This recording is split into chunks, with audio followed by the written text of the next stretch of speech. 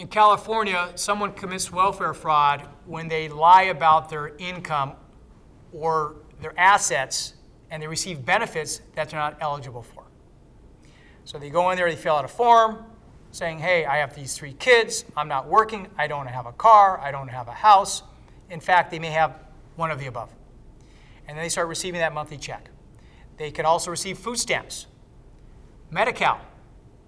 The problem with Medi-Cal is the amount of restitution may be based on the amount of medical expenses that have been provided to you or your family. Same with food stamps. You get an allotment every month. You go out and you're using that full allotment up. The restitution amount could be based on that amount. And in any criminal case, if you're convicted of a crime and there's a victim, and in this case it would be the state of California, or it could be LA County, whoever's providing the benefits, they're entitled to restitution. And they're entitled to restitution to the full amount.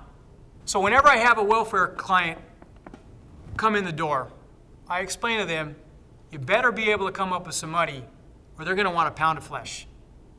And that pound of flesh is going to end up behind bars if you can't come up with the money. If you actually were filing these documents saying you didn't have a car, you didn't have a house, you were unemployed, and in fact you were. You got to understand, these are paper cases.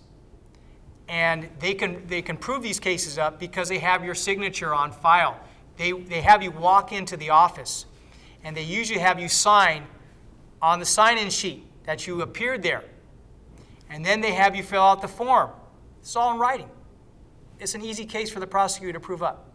If you've been accused of welfare fraud and you've been contacted by a welfare fraud investigator, you immediately need to contact an attorney.